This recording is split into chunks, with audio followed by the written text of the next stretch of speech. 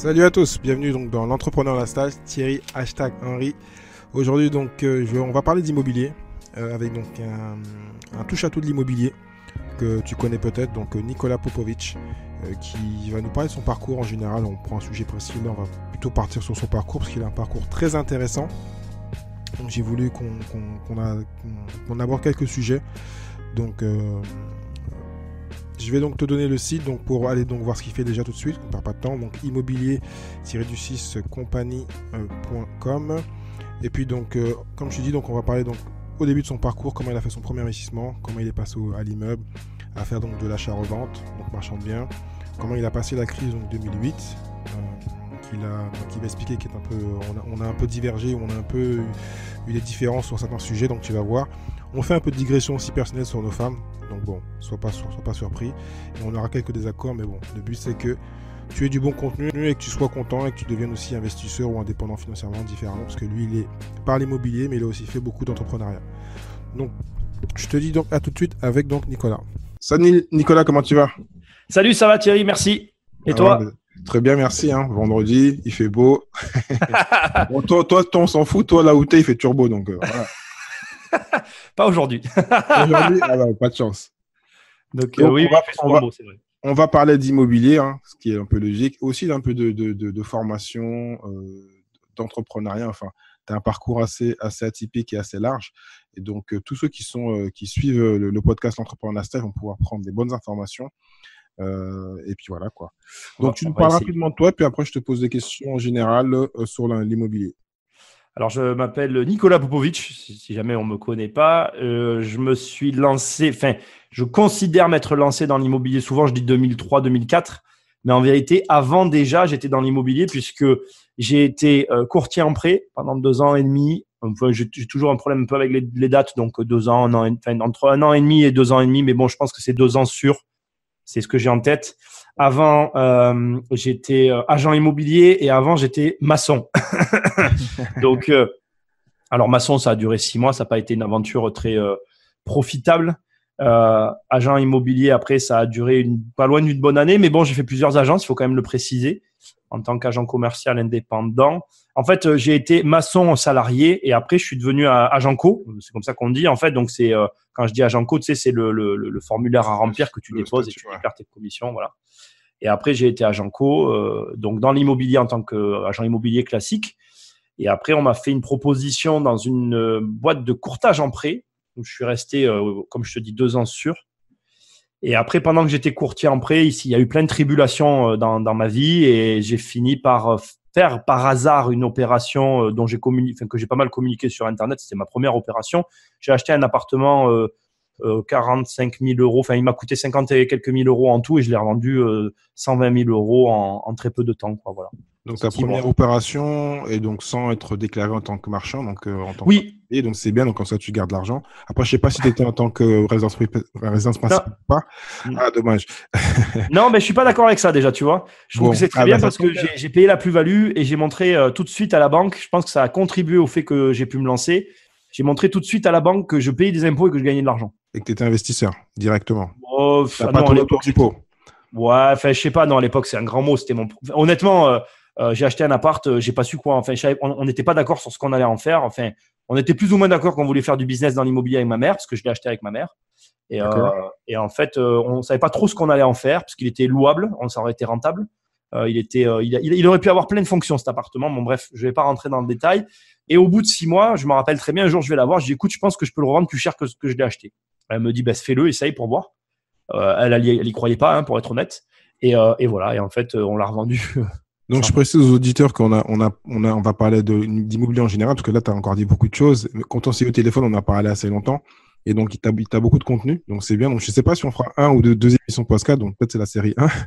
Donc, tu as commencé donc, avec ta mère. Donc, tu m'as dit, donc, tu m'avais déjà dit, moi, donc, tu as créé en famille. Ouais. Tu l'as fait avec ta mère parce qu'à l'époque, tu ne pouvais pas acheter par toi-même ou tu l'as fait naturellement avec… En fait, c'était marrant parce que, pour t'expliquer, en gros, si tu veux, elle, de son côté, elle voulait faire quelque chose là-dedans. Oui. Et moi, de mon côté, je voulais faire quelque chose là-dedans. Et moi, je voulais m'associer, pour tout te dire, à cette époque-là, je voulais m'associer avec mon patron, avec qui j'étais salarié quand je faisais les travaux. D'accord. Et c'est logique, si tu veux. Tu le connaissais ou comment ça se fait que tu voulais? J'ai travaillé pour lui. Tout Oui, mais simplement. lui, il voulait ou pas? Ah oui, lui, il était d'accord. Hein. Ça, ok. Ça l'intéressait. Ma proposition l'intéressait. Puis ça l'intéressait puisque je pense qu'il avait vu que… En fait, tu veux, je t'ai pas tout raconté. C'est vrai que j'ai toujours fait des affaires depuis que j'étais très jeune. Donc, il savait que je faisais à côté même de… Pour t'expliquer rapidement, quand je travaillais chez lui en tant que maçon, j'allais pas toujours chercher mon chèque de salaire en fait. J'étais pas, tu sais, mais ça j'ai toujours été comme ça. Même quand je travaillais pour j'ai eu retravaillé pour des employeurs plus tard dans ma vie. Ça m'est arrivé une fois quand j'ai repris mes études longtemps après. Et là c'était pareil. J'ai jamais été dépendant de mes revenus salariés. Et donc si tu veux pour les employeurs, quand ils voient un mec et qu'ils ont deux chèques de salaire posés sur leur bureau et que le mec est toujours pas venu les réclamer, ils se disent merde. Qui c'est ce gars-là quoi? Pourquoi ce gars-là vient pas prendre son salaire quoi? Donc, deux questions alors. Quand tu as commencé tes premiers investissements, tu avais quel âge? Avec l'investissement avec ta mère, tu avais quel âge? Bon, attends, je prends une calculatrice. Je vais pas faire genre, j'ai un gros problème avec les âges. Donne-moi la date, je ferai le calcul. Ouais, ben je sais pas en fait. Moi, j'ai un problème avec mon âge, donc c'est pas bien d'ailleurs parce que c'est quelque chose que je voudrais arriver à changer. Ça, c'est un défaut. Ouais, J'avais 21 ans pour mon premier 21 âge. ans, d'accord. Donc, 21, 22 quoi, dans ces eaux-là. assez jeune. Et donc, déjà, donc, à côté, tu faisais des petits business dans l'immobilier ou business de Non, vente non, non, classique, rien à voir. Ça, tout ça, je vais pas tout raconter. Ça serait trop long. J'ai écrit un livre, je raconte tout ça. Ah, d'accord. Bon, J'ai acheté, j'ai revendu plein de choses. C'est pas que je veux pas t'en parler, c'est que ça serait trop long. En fait, pour juste arriver avant l'immobilier, j'étais sur le business entre guillemets des voitures. C'était pas des voitures, mais dans la mécanique. Je me suis planté, clairement. J'ai perdu j'ai perdu du capital sur cette opération-là. Et en fait, si tu veux, à ce moment-là, quand je m'étais orienté sur les voitures, je m'étais déjà dit avant les voitures, je m'étais dit ça sera soit les voitures, soit l'immobilier. Et comme cette opération avec les bagnoles s'est mal passée, je me suis dit reste que l'immobilier, quoi. donc, pour comprendre et que les gens en France, ils ont compris, à la base, tu es juste un pur vendeur. Tu étais un pur négoce. Tu prends, tu achètes, tu vends. Voilà, Je suis un acheteur. Je suis un acheteur. Je ou vais trader pour être précis. En fin de compte, voilà, tu fais ce qu'on appelle de l'arbitrage. Tu prends un truc pas cher et tu le vends plus cher. C'est vrai, c'est vrai. Coupable. Non, mais ce qui est très, très bien, parce que c'est une façon de faire du cash rapidement, de façon maligne, parce qu'il y a tout le monde le fait. Enfin, ceux qui font du business le font. Actuellement, on appelle ça dropshipping, mais l'arbitrage, c'est pareil. C'est que tu vois, j'ai même fait une vidéo dessus. Tu vois un truc pas cher dans une ville d'à côté, tu vas le revendre dans le marché d'à côté à 5 euros de plus. C'est une histoire de valeur. Hein. Alors, c'est très intéressant ce que tu viens de dire. Tu viens de tendre une perche. Je ferai jamais de dropshipping. C'est marrant. Je fonctionne pas du tout comme ça. J'achète pas quelque chose. Oui, mais c'est l'esprit. Quand tu fais de l'arbitrage. Tu as raison. Là-dessus, tu as raison. Totalement. Je suis d'accord. Mais par contre, je suis quelqu'un qui adore acheter des valeurs cachées. C'est-à-dire que, et c'est marrant aussi parce que c'est quelque chose qu'on me dit tout le temps dans l'immobilier, que ce soit les agences, les notaires, enfin, plein de personnes avec qui je travaille. Cette phrase, je l'entends, mais tu peux même pas t'imaginer le nombre de fois où je l'entends. Les gens me disent, si j'avais su, je l'aurais vendu plus cher. Le problème, c'est que les gens ne savent pas ce qu'ils ont. Et moi, je gagne mon argent sur ça. C'est-à-dire que sur l'ignorance des gens, en fait. Je vais être clair, hein, je n'ai pas honte de le dire. C'est pas l'ignorance, c'est l'ignorance, mais c'est aussi, parce que je vais te défendre, c'est aussi, parce que je fais pareil, c'est aussi le fait que il y a un prix de marché. Donc, si tu es prêt à payer un prix, toi, tu profites que la personne ait envie de payer un prix. Parce que, comme je dis, à un instant T, à un endroit à 10 km, à l'autre kilomètre, on a une impression que ça, c'est ce prix-là. C'est comme à la bourse. Hein. Et de l'autre côté, c'est ce prix-là. Bon, si la personne est prête à acheter, elle a l'argent, elle achète. Hein. Il y a rien de mal. Après, d'autres vont dire, oh, c'est malheureux, c'est extraordinaire. Faudrait le vendre à perte même. Mais non, c'est pas c'est vrai. Mais après, je sais, j'entends ce que tu dis et je peux être que d'accord, mais j'ai quand même une partie de moi qui maintient que c'est de l'ignorance parce que si je t'explique les choses que je fais ou que je te les montre, après, derrière, tu vas comprendre et tu vas vouloir les faire. C'est intéressant. C'est-à-dire que, tu vois, c'est vachement marrant parce que quand on s'est parlé au téléphone, tu m'as dit un truc qui m'a marqué. Hein. J'ai continué à y réfléchir quelques jours après. Tu m'as dit, on a parlé de ma nouvelle stratégie en immobilier et tu m'as dit, tu pourras la filmer et en faire une formation. Et je t'ai directement dit non. Mais c'est exactement la vérité. C'est-à-dire que il y a des choses, il y a même dans mes programmes des gens qui prennent mes programmes et qui me disent, qui me contactent parce qu'ils sont en contact avec moi dans les programmes et qui me disent, mais je comprends pas. Sur des vidéos, ils me disent, je comprends pas, tu me donnes pas cette information, je veux savoir. Et je leur réponds souvent, je leur dis, non, je veux pas vous donner l'information parce que si vous la trouvez pas par vous-même, elle aura pas la même valeur. Donc je les mets sur la voie, mais je leur donne pas l'information. Et pour en venir au point, c'est ça, c'est que il y a des choses que je peux que te montrer, mais pas t'apprendre en fait. Et je crois vraiment à ça. C'est-à-dire que si tu développes pas la capacité de voir ce que moi je vois, ça sert à rien en fait. Je peux t'expliquer comment ça marche. Il faudra à chaque fois que je sois à côté de toi pour te faire le truc, quoi. Tu vois ce que je veux dire? Donc, tu veux que les gens, autant tu veux que les gens apprennent, alors j'ai changé la formule, tu veux que les gens apprennent, en plus d'apprendre à pêcher, qu'ils apprennent à trouver où le poisson il est. C'est ça. C'est exactement ça. D'accord, ok. C'est exactement ça. Parce que ça, intéressant. si tu veux, ça sert à rien. Moi, je connais plein de trucs. C'est pas en immobilier, je parle. Hein. Je connais plein de trucs qui me permettent aujourd'hui de faire ce que je fais. Mais il y a des choses que je fais au quotidien que je peux te les montrer. Ça serait la voie la plus simple. Et d'ailleurs, tu pourrais te dire en payant ce mec, c'est ce que j'attends, qu'il me montre. Mais de te le montrer, ça te rendrait pas service parce que si tu comprends pas le mécanisme, tu le reproduiras. Enfin, tu vas reproduire bêtement ce que je fais, sauf que moi, je le reproduis pas en fait. On peut croire que je le reproduis, mais sur chaque opération, il y a des variantes, il y a des choses à comprendre. Et il faut comprendre la base en fait. Il faut pas comprendre ce que je fais en fait. Je sais pas si tu vois la subtilité. C'est pour ça que je suis. Je vois une autre, mais c'est un autre terme qu'on appelle, comme disent les anglo-saxons, c'est streetwise. On va dire, t'as pas le vice, mais t'as la compréhension de la rue, donc tu sais te débrouiller, quoi. Donc, faut apprendre la débrouillardise à trouver comment. C'est ça. C'est exactement ça. Là, je suis d'accord. Une parenthèse, sinon on est parti pendant 30 ans, mais on a compris qu'il faut développer, pas juste faire du business et apprendre du par cœur, mais aussi développer le côté chercher les opportunités. Voilà. C'est ça. Les identifier et les voir ce que les gens voient pas. C'est là où tu feras de l'argent. Donc tout ça, ça a été dans les débuts des années 2000. Ensuite, comment tu as continué pour aller sur ton parcours? Donc tu as vendu ton bien. Après, c'est très facile. Si tu veux, on fait cette opération. Je rentre à la maison avec l'argent. Enfin, c'est une image, ce que je dis, mais c'est un peu ça en fait. Hein. Tu as 22 ans, 23 ans, 21, enfin, je sais plus trop, tu vois, dans ces eaux-là. Tu rentres à la maison avec 45 000 euros. Ouais, je me voyais à 30 ans sur le Forbes. Et ben après, j'ai acheté un immeuble et puis j'ai jamais arrêté, quoi. J'ai toujours acheté des immeubles. Je l'ai fait en fait, tu veux, ça a toujours été mon leitmotiv dans tout ce que j'ai pu faire. Une fois que je l'ai fait une fois sur quelque chose de facile ou de compréhensible, donc là, c'était un appartement. Après, tu passes à la vitesse supérieure, c'était les immeubles. Donc, tu as fait directement une première opération qui était plutôt réussie et tu es directement passé à l'immeuble. L'immeuble était de combien de lots? Le premier, 3. Ah, d'accord, parce que moi, quand j'ai un immeuble, comme je vois toujours 15, 20, donc oui, 3. Non. 3, on peut aussi faire 3, on n'y pense pas, ceux-là. Ouais. 3, 8, 10, et puis ça, voilà, on a continué après. Okay. Et donc, je crois que tu me l'as dit indirectement, mais tu es monté à combien? Tu avais un rêve, voilà, donc je vais te laisser le dire. Tu avais un rêve et tu es arrivé à combien en termes de lots? Alors moi, oui, tu viens de parler au passé parce que bon, là, ils sont toujours il y a des signatures qui arrivent là, la semaine prochaine. Alors moi, je voulais arriver. Moi, je veux toujours. Hein, je veux avoir ma centaine d'appartements. D'appartements. On parle pas d'appartements, d'unités.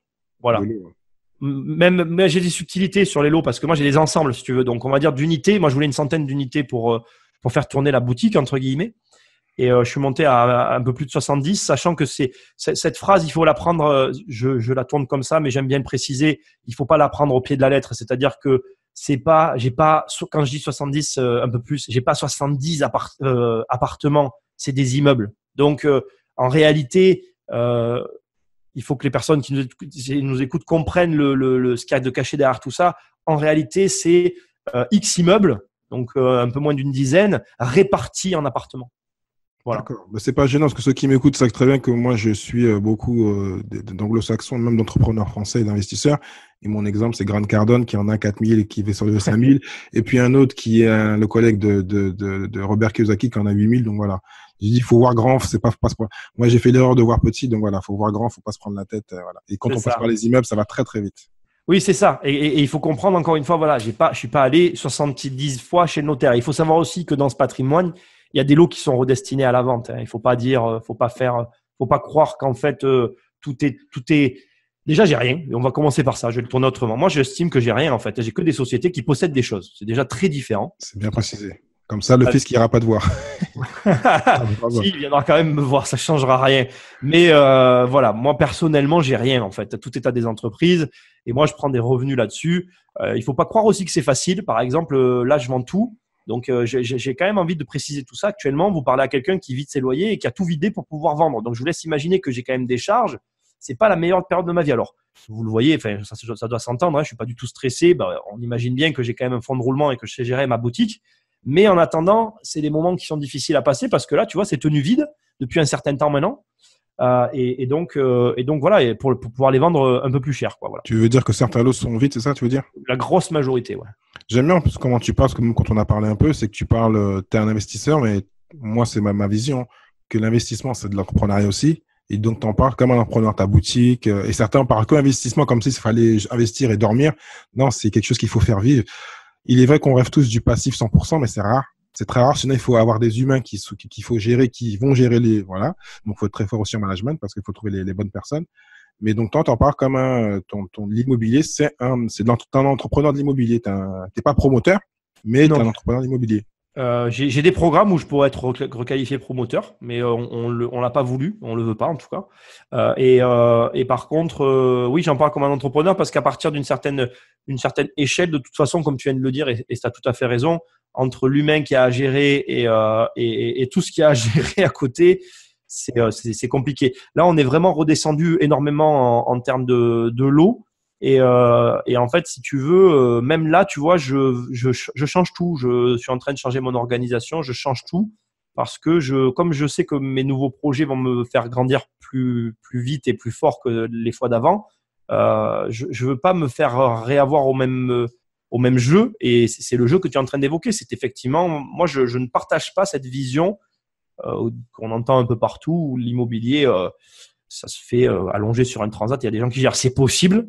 Mais tu payes ça en fait, c'est-à-dire que ça a un prix et je parle pas d'argent. Je sais pas si on peut comprendre ce que je sous-entends.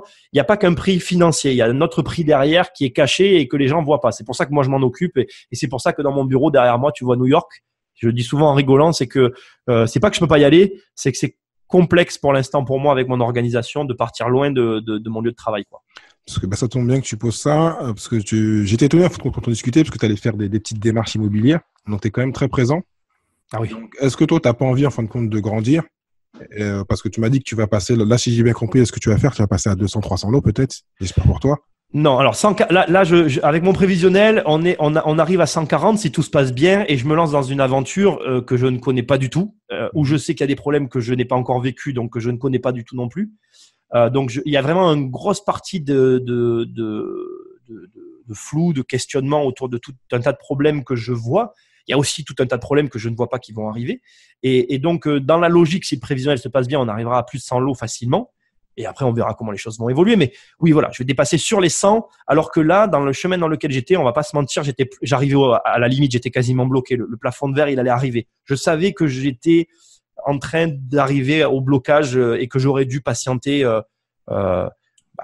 peut-être 10 ans parce que j'ai un prêt là, j'ai vendu le bâtiment, j'avais un prêt de 12 ans quand je l'avais fait, je crois qu'il restait 7 ans.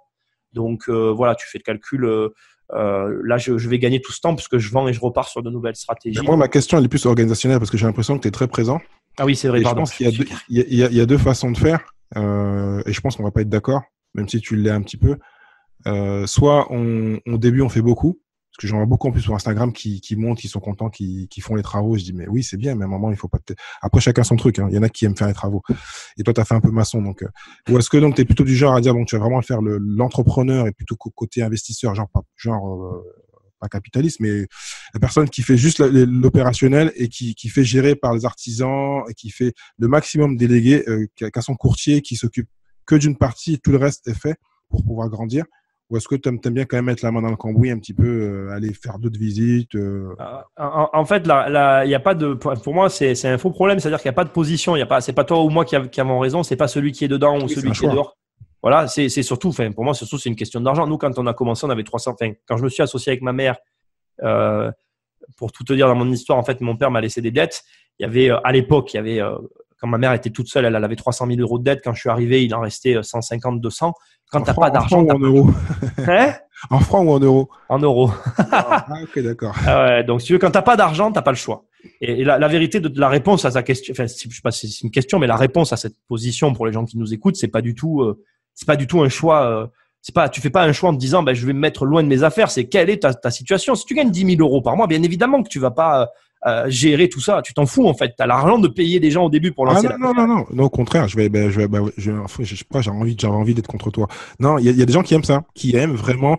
Demain, ils font des millions, ils veulent être là. Et techniquement, quelqu'un qui va la regarder va dire, mais ton temps, c'est de l'argent. Pourquoi tu l'utilises pas à autre chose? T'es futé. Pourquoi tu payes pas quelqu'un? Donc, tu vas en plus employer quelqu'un. Mais il y en a qui aiment, qui veulent au tout prix prendre la pelleteuse et faire des trucs. Enfin, je dis, mais voilà.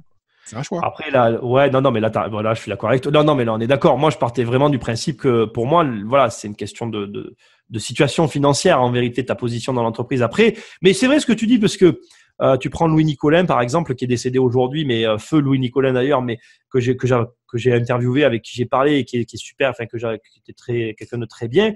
Il adorait être sur le terrain, mais tu sais. Après, je crois que ça aussi, c'est lié à l'envergure, enfin à la vision et à l'ambition de la personne. Selon l'envergure de ce que tu vas faire et que tu vas prendre, même si tu aimes ça, il y a un moment donné, la réalité te rattrapera. Moi, aujourd'hui, il y a des choses qui me rattrapent et que je ne peux plus faire et que ça m'énerve de déléguer parce que je vis mal les prix qu'on me contraint à payer, mais j'ai pas le choix. C'est comme tu dis, sinon après, il y a d'autres choses qui se font pas, tu vois. Tout à fait. Bon, je suis d'accord. Concernant ton équipe, parce que là, tu me parles de ta mère, est-ce que vous êtes que deux ou il y a d'autres personnes? Parce qu'une fois, tu m'as parlé de ta femme, donc est-ce qu'il y a d'autres personnes? On travaille beaucoup en famille, c'est vrai. Donc, il y a ma femme aussi qui travaille avec nous aussi. Alors, elle a son travail à côté, mais voilà, elle travaille aussi avec nous parce que du coup, moi, c'est vrai que quand tu me fréquentes dans la vie, tu finis fatalement par acheter quelque chose. Donc, c'est comme ça. Et après, je travaille avec des gens. Ouais, j'ai des gens pour les travaux. J'ai un archi que je prends pas tout le temps, mais qui risque de travailler de plus en plus avec nous. Si tu veux, en fait, ça s'étoffe après au fur et à mesure. Là, comme je t'ai dit encore une fois, comme on se lance dans un nouveau truc et qu'on va passer à une autre dimension, c'est pareil.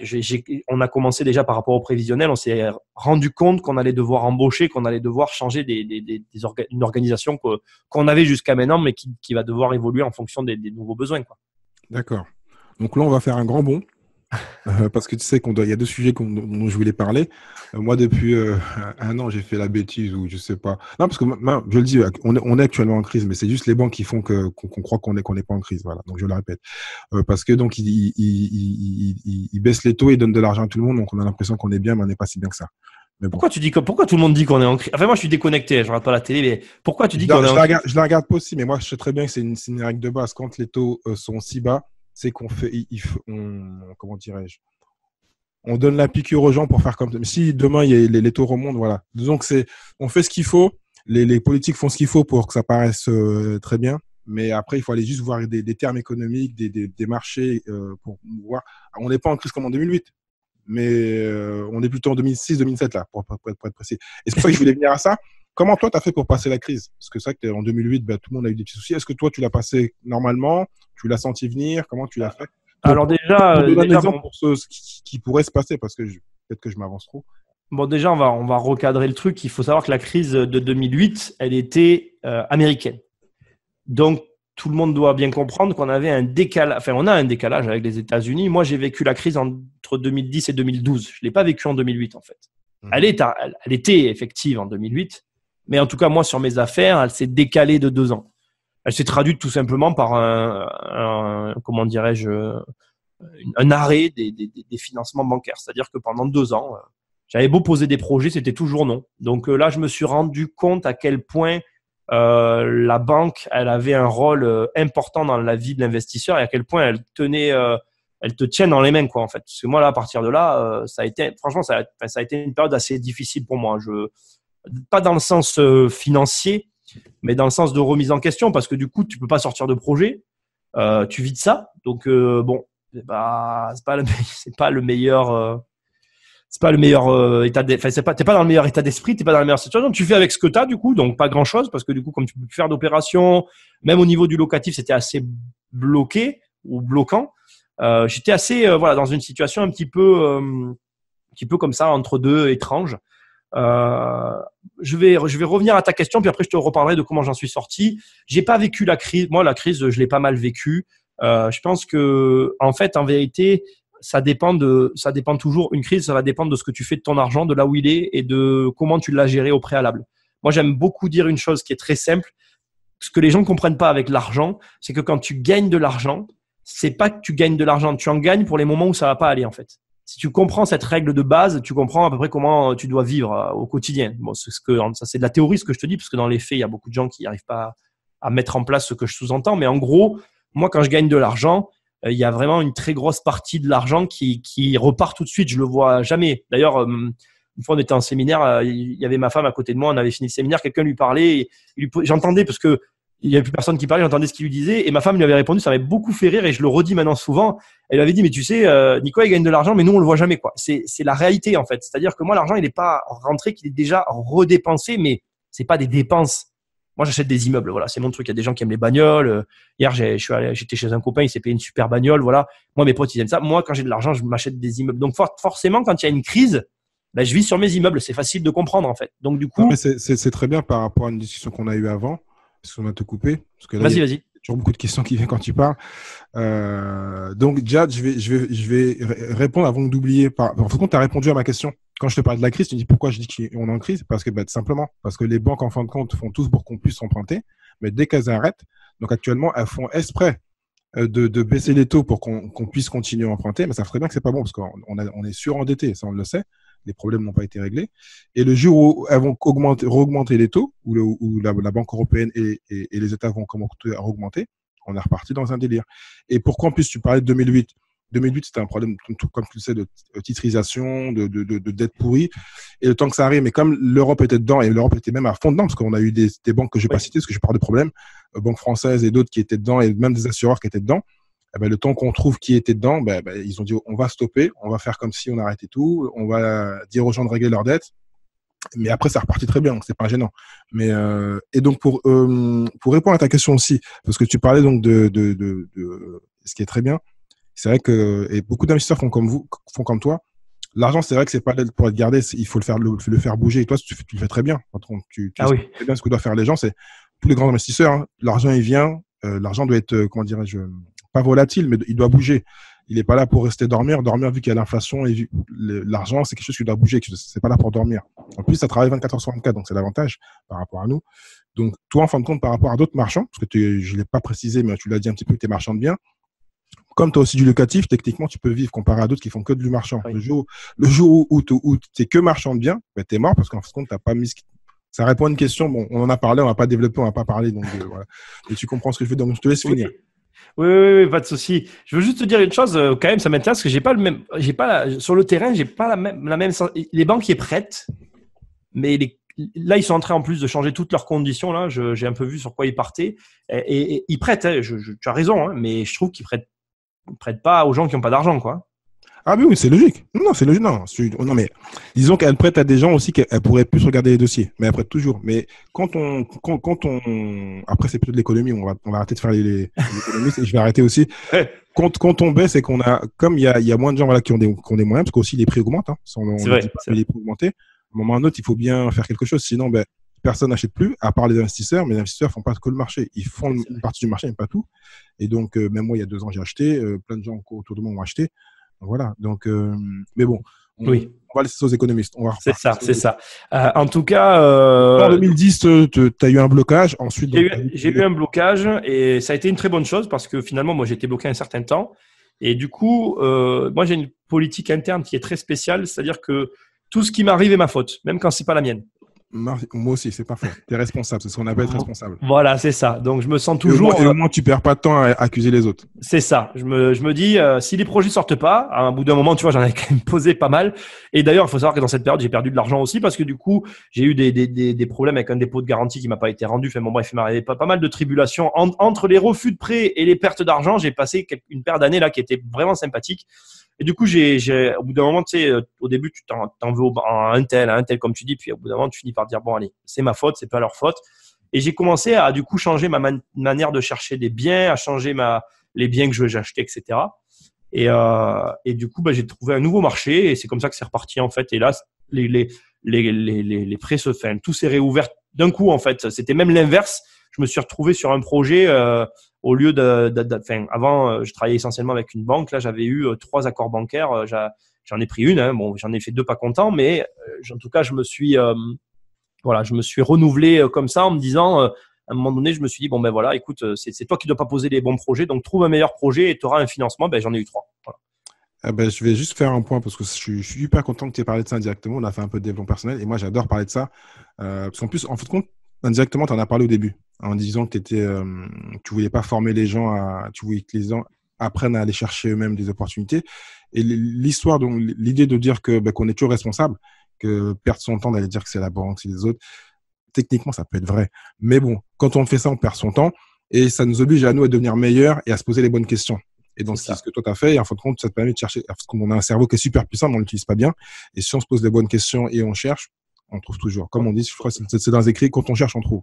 C'est ça. Je suis content. Donc ça, si on peut dire que c'est la phrase du podcast, et, les gens le savent, hein. Mais voilà, il faut se le répéter. Arrêtez de vous dire c'est la faute de ci, c'est la faute de Shopify, c'est la faute de mon banquier, c'est la faute de ma femme. C'est toujours ta faute, même si des fois c'est un peu les autres. Mais ce sera plus simple de dire que c'est toi, comme ça, tu perds pas ton temps. Voilà. Ouais, puis tu vas aller chercher des ressources insoupçonnées parce que quand c'est ta faute, du coup, moi, je suis comme ça. Après, c'est aussi c'est du comportement individuel, mais moi, quand c'est ma faute, j'essaye de m'améliorer. Donc, du coup, comme tu cherches à l'amélioration, tu fais ce qu'il faut pour que ça se passe bien et pour que ça passe, surtout dans le cadre du crédit, hein, je parlais, mais en tout cas, moi, j'ai fait ce qu'il fallait pour que ça passe parce que je voulais l'avoir, ce prêt. Voilà. Ce qui fait, en fin de compte, que tu mets 130% pour faire tout pour que tout passe de ton côté. Au moins, si ça passe pas, au moins, t'as pas d'excuses. Voilà. Ouais, c'est ça. Et puis voilà, à partir de là, c'est reparti. Juste sur le fond de mon histoire, mais il y a eu une période où j'ai mis en pause où j'ai arrêté le marchand de biens, mais pas pendant la crise, quoi. Et j'ai repris là, il y a quelques années maintenant, par hasard en fait, parce que j'ai voulu développer le parc locatif, parce que j'ai fait marchand de biens sans argent en fait. Au début, comme je t'ai dit, j'avais des dettes. Donc après, j'ai vu quand même qu'il y avait une limite à ça. Je me rappelle très très bien, hein, j'avais dépassé le million d'euros de chiffre d'affaires et moi j'étais très déçu. Tout le monde était content sauf moi parce que je voulais pas faire 1 million, je voulais les avoir. Et en fait, j'étais très déçu. Je sais pas pourquoi, ça m'a énormément déçu. Et du coup, c'est comme ça que je suis parti dans le locatif et que maintenant là, j'ai les deux forces qui sont à peu près équilibrées et je vois la différence. Sincèrement, je vois la différence. Voilà. Ça indirectement, ça te permet. Enfin, t'es dans l'immobilier, mais ça te permet d'avoir, en fin de compte, comme on dit, il faut avoir différentes sources de revenus. T'es dans le même métier, mais t'as deux sources différentes, on va dire. Ça permet d'équilibrer. Disons que tu parles à un mec qui a été assez stupide quand il était jeune pour croire qu'il vivrait de ses investissements. Et je l'ai toujours dit, hein, à tous ceux depuis le début que je me suis lancé sur Internet, j'ai toujours dit l'immobilier, c'est pas une fin en soi. Et plus vite tu le comprends, plus vite tu vas gagner de l'argent avec l'immobilier, en fait. C'est un moyen, mais c'est pas une fin. C'est-à-dire que ça ne se suffit pas à lui-même. Moi, je suis le premier à l'avoir fait, la bêtise, hein, donc c'est pour ça que j'en parle. C'est-à-dire que depuis que j'ai commencé, j'ai toujours voulu que l'immobilier se suffise à lui-même, mais dans tous les sens du terme. C'est-à-dire que je suis allé voir combien de fois mon banquier alors que j'avais que des revenus locatifs, j'avais vraiment que ça, et ça a toujours été très compliqué les profils comme moi, en fait. Donc, si tu veux, quand j'ai commencé à ajouter du commercial à côté, ça s'est tout de suite mieux passé, quoi. C'est facile de le comprendre. Voilà. Ouais, il faut préciser parce qu'on a parlé aussi indirectement et qui est même moi ma stratégie. Pourtant, je viens de l'immobilier, mais je préfère maintenant m'enrichir à côté et réinvestir dans l'immobilier que de faire comme certains font. Mais ce qui est très bien, mais ça te permet de développer d'autres techniques, de commencer par l'immobilier et de tout faire par l'immobilier. Mais à un moment, tu as souvent des blocages, donc faut être très vicieux dans le bon sens du thème. Hein. Oui, mais ça n'existe pas. Faire de l'achat-revente ou faire, comme il m'est arrivé moi, en plus, faire 2 opérations en même temps. Donc, en espérant que ça se passe par rapport au crédit logement et autres. Enfin, voilà, on passe pas tous par les mêmes petits techniques, mais à un moment, ça bloque. Donc, et puis comme moi, ce qui me plaît pas dans ces trucs de vice, c'est que moi, comme je le dis souvent, moi, je me rassure devant tous mes partenaires, quoi. Il y en a aucun à qui il y a jamais rien eu, en tout cas, de dérangeant qui a été issu de mes dossiers, ce qui fait qu'aujourd'hui, je pense à un partenaire que j'arrête pas d'aller voir parce que j'aimerais bien qu'il me dise oui, mais il me dit toujours non. C'est moi qui suis un peu têtu, hein. Mais voilà, là je vais arrêter, hein, je vais partir chez quelqu'un d'autre. Mais c'est vrai que je continue à pouvoir aller voir même ceux qui me disent non, parce que finalement, comme j'aurais toujours dit la vérité, si tu veux, il y a pas de, pour moi, j'ai jamais de problème avec personne, quoi. Voilà, c'est ça qui est important pour moi. Tout à fait.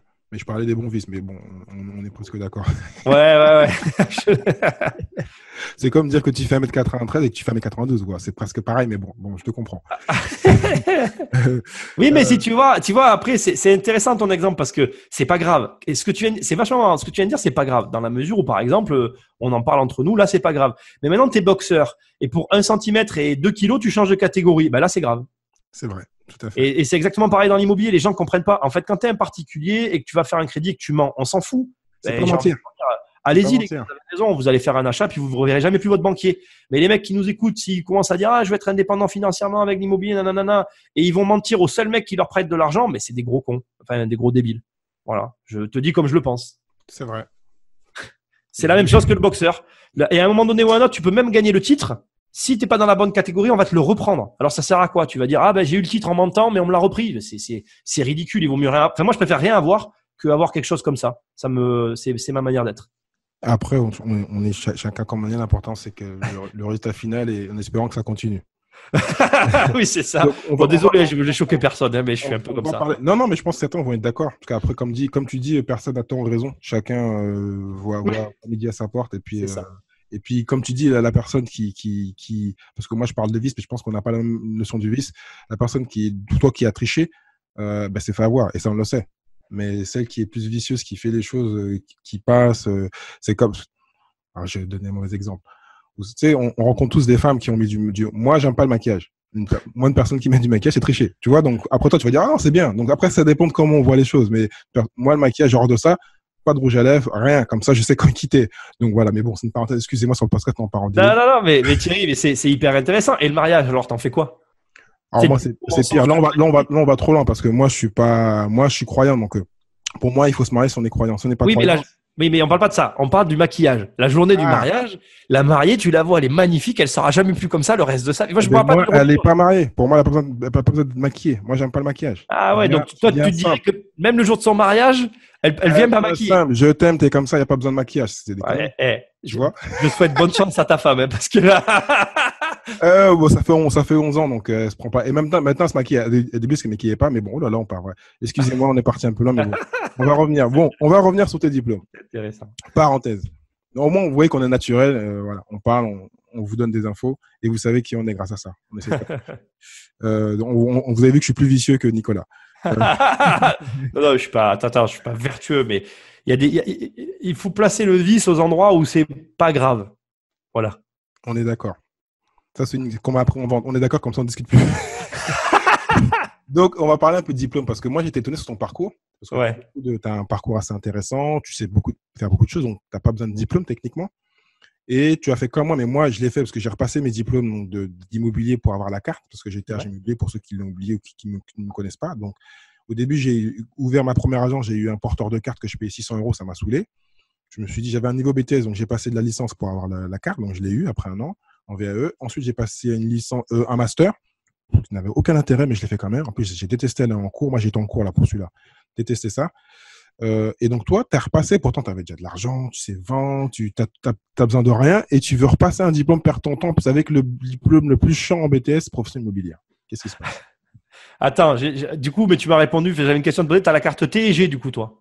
Non, attends, bonne question. Non, j'ai que la T, je crois. Enfin, non, si, parce que j'ai fait de la gestion. J'ai la G aussi, mais la gestion, j'ai horreur de ça. D'accord. Il y a des erreurs avec le logiciel. Non. Mais je te pose la question. C'est important, la gestion. Les personnes qui peuvent faire la gestion, c'est super important. En plus, c'est bien pour revendre après l'activité. Exactement. Alors moi, je vais t'expliquer, c'est facile. Quand j'étais marchand, je regardais les commissions que prenaient les agences sur mes lots que je vendais, et je côtoyais un marchand à l'époque qui avait la carte T et G et qui faisait de l'interagence. Alors il prenait, tout à l'heure je t'ai dit 50, mais je crois que c'est plutôt entre 20 et 40 parce que sinon les agents n'étaient pas d'accord. Enfin, il prenait un pourcentage, il prenait une part sur les honoraires des agences immobilières en interagence. Et bon, voilà, en chef d'entreprise, je me suis dit, je veux cette part. Donc, c'est plus du côté financier. Tu n'as pas eu peur de repartir en plus, je crois que tu m'as dit que tu es reparti en cours. En fait, si tu veux, j'ai passé la VAE et pour tout te dire, moi, j'avais déjà un parc locatif. Et moi, mon idée, elle est toujours la même depuis un certain temps, hein, et c'est d'actualité au moment où je te parle. C'est-à-dire que moi, aujourd'hui, j'ai des loyers et j'aimerais que ce soit mon agence en gestion qui gère mes loyers. D'accord. Voilà. J'ai aussi des gens qui veulent me donner la gestion de leurs biens. Donc, si tu veux, quand tu mets tout bout à bout, financièrement, tu comprends que voilà, j'ai un intérêt financier à avoir cette carte G. Donc, c'est vrai que aujourd'hui, là, tu vois, au moment où je te parle, j'ai signé la semaine dernière un mandat pour l'achat d'un gros portefeuille, mais je sais même pas si je vais aller au bout. Je suis encore dans le flou de mon processus, mais je sais que dans les années qui arrivent, il va y avoir un portefeuille de gestion qui sera à nous et que nous prendrons, qui sera une de nos entreprises dans notre groupe et que je gérerai pas moi, mais qui sera à moi. Voilà. Donc, c'est toi qui gères tout ce qui est gestion? Ou c'était une personne qui fait la gestion? En début d'année, là, j'ai tout délégué, ça s'est très mal passé. Là, j'ai repris pour redéléguer. Là, lundi, là, je vais re-signer des mandats de gestion. Voilà. Donc, tu es vraiment un touche-à-tout de l'immobilier. Marchand de biens, locatif, gestion. Ouais, c'est. Il ne plus que la pure promotion. Mais je t'ai dit, j'ai fait un programme où j'aurais pu l'être. En fait, c'est moi qui n'ai pas voulu. On m'a envoyé le dossier à remplir, il était énorme. J'ai dit non, c'est bon, laisse tomber. Pour tout ça, pour vendre une loi un peu plus chère, et j'ai préféré vendre moins cher et pas. Tant pis, c'était trop compliqué. Enfin, ça me faisait trop de travail à l'époque. Voilà. D'accord. Ok. Voilà. Bon, eh ben, je pense qu'on a parlé de beaucoup de choses immobilières. J'espère que ça va intéresser beaucoup. Désolé, on a parlé un peu de choses personnelles. Je pense pas que je vais couper, je vais garder, c'est pas grave. Vous allez voir que voilà, on est frères, on dit la vérité. Enfin, on dit la vérité. Ouais, on dit la vérité. Bah oui, Euh, oui. En plus, on se corrige. Donc, bon, je vais te poser les questions que je pose à tous les investisseurs. Je vais mettre les liens aussi vers donc, immobilier-du6compagnie.com.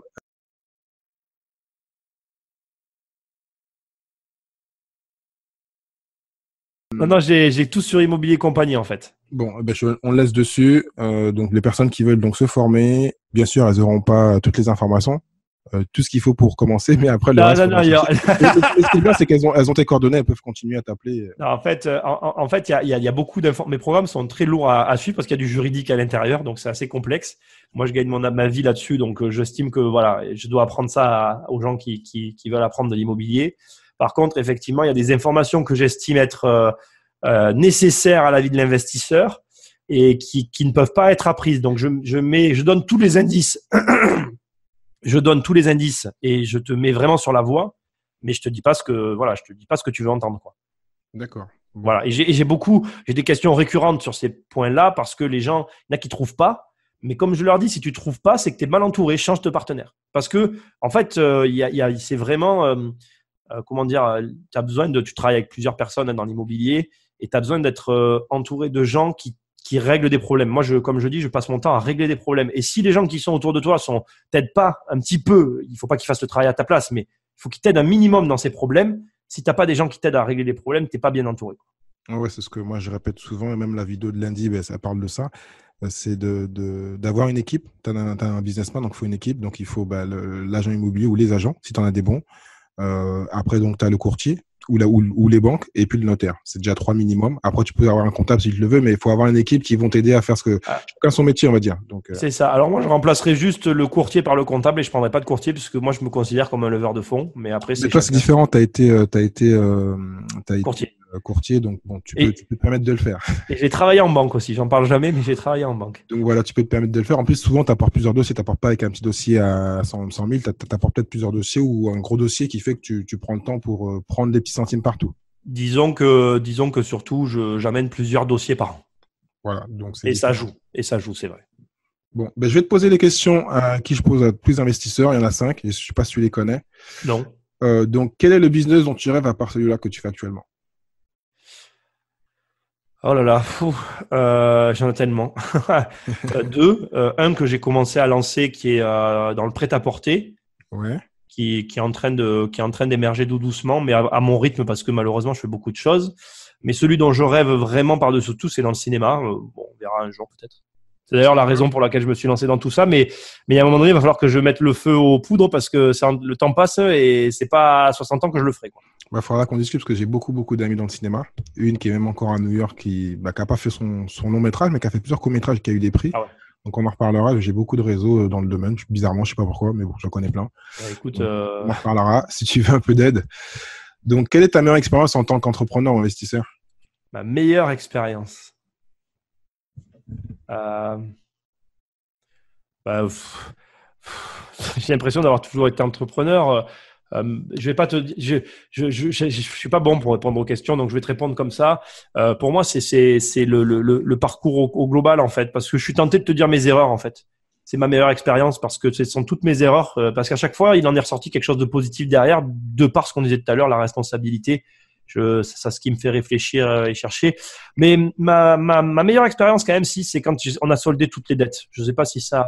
C'est une bonne réponse aussi. Tu as appris t'as travaillé dur et tu as remboursé des dettes. Donc, oui, voilà. Ça a été ma meilleure expérience. Voilà. C'est vrai que je me suis dit, suite à une opération, j'ai tout ça bien en tête, de pouvoir aller solder, ça a été ma meilleure expérience. De se dire, voilà, bon, certes, pour moi, il n'y avait pas d'argent, mais je devais plus rien. C'était un soulagement énorme, quoi. Au moins, tu étais clair et puis tu étais tranquille dans ta tête. Ouais. C'est ça. Quel est pour toi le meilleur levier pour devenir entrepreneur? Les impasses. Les impasses, c'est-à-dire? C'est-à-dire que quand tu vis ta vie et que tu te sens prisonnier, à un moment donné, c'est un sentiment qu'on a tous eu une fois. Ah oui. Voilà. T'es dos au mur, quoi. Tu te dis, ah ouais, faut que je me débrouille, sinon je suis mort. Ouais, c'est le meilleur moment pour être entrepreneur. C'est le moment où, quand tu es dans le désespoir le plus total et dans le chaos, que tu peux tenter quelque chose, tu n'as plus rien à perdre. C'est vrai. Je suis d'accord avec toi. Quel est le livre que tu conseillerais à tout entrepreneur et pourquoi? Le mien, devenir riche sans argent, parce que c'est le mien. En général, je précise, à part le tien, mais bon. C'est vrai que comme il va sortir, on n'en a pas parlé qu'au début. Si les gens veulent l'avoir, ils vont sur ton site, ils peuvent avoir 100 pages gratuites ou sinon commander. Il va sortir. Il va être disponible partout, donc il sera commandable partout. Et donc, tu nous parles de tout ce qu'on a parlé ici, ton expérience, tout ça? C'est un livre en 2 parties. La première partie, c'est mon histoire, modestement.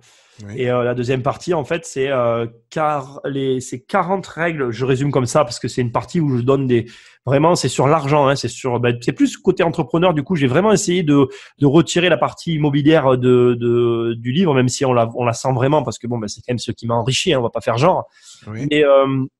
Mais j'ai quand même mis en avant vraiment beaucoup de règles d'entrepreneur et d'entrepreneuriat sous forme de 40 règles qui méritent certaines d'être développées dans un livre entier. Mais l'idée, c'est de montrer aux gens qu'il y a plus de 43 façons de gagner de l'argent et que si tu les appliques, même si tu les cumules, tu es sûr de devenir très riche, quoi. Voilà. Donc, c'est un livre sur l'enrichissement et sur l'argent, comme le titre le dit, quoi. Voilà. J'ai pas mal bossé sur le bouquin. Il fait 504 pages. J'ai eu les pages hier.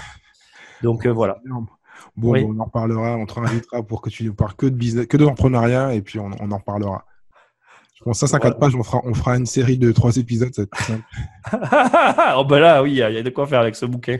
Donc, dernière question, quelle est la compétence que tu rêves d'avoir, que tu n'as pas encore?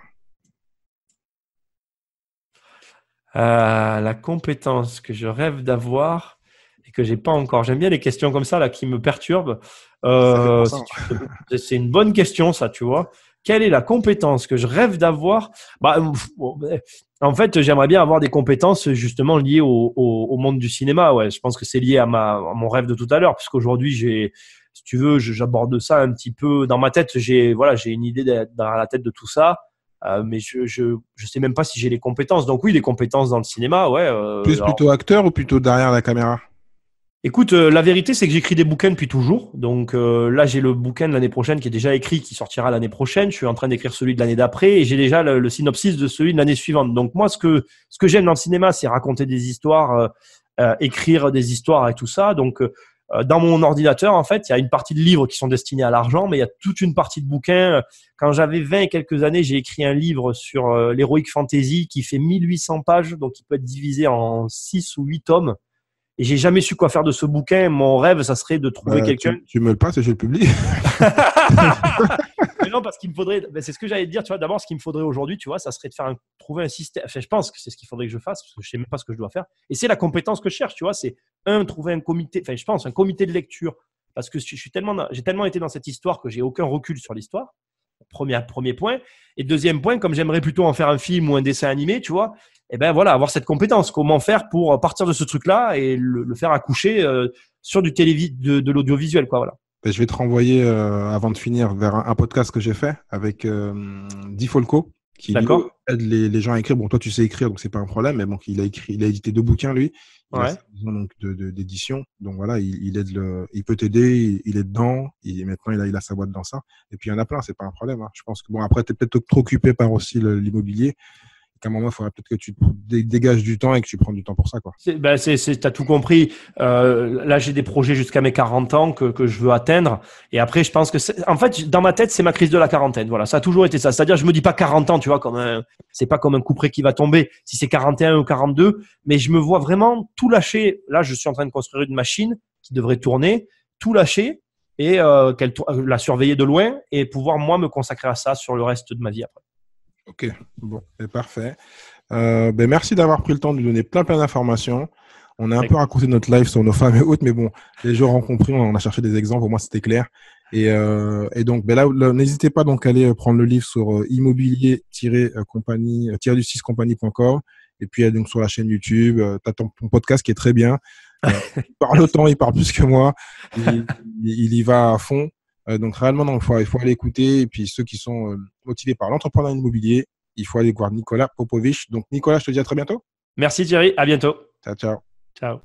Merci à tous donc pour avoir écouté donc l'épisode donc 31 donc de l'entrepreneur lifestyle. Merci à Nicolas donc Popovic d'avoir pris le temps de nous partager son parcours et donc on puisse donc échanger et des fois être en désaccord sur certains sujets. Donc surtout le plus important, donc allez donc sur son site immobilier-compagnie.com. Donc comme tu as pu le voir, on a donc eu donc quelques désaccords, mais surtout un accord où on a confirmé qu'il fallait donc être responsable. Donc j'espère que tu as pris donc cet élément important donc de l'épisode, que voilà, c'est jamais la faute des autres, c'est toujours sa faute, même si quelquefois on a envie de dire que c'est les autres. Tu iras plus vite en te disant c'est toujours ta faute, que tu aurais pu te faire mieux, te présenter mieux, arriver à l'heure, enfin faire tout ce qu'il faut. Les autres c'est leur problème, toi tu gères toi et c'est plus simple. Tu es responsable à 100% à chaque fois. Donc n'hésite pas à commenter et à partager, je le répète, pour aider le podcast. Et donc bien sûr on a d'autres épisodes, n'hésite pas à aller voir les autres épisodes, on a plus de 30 épisodes.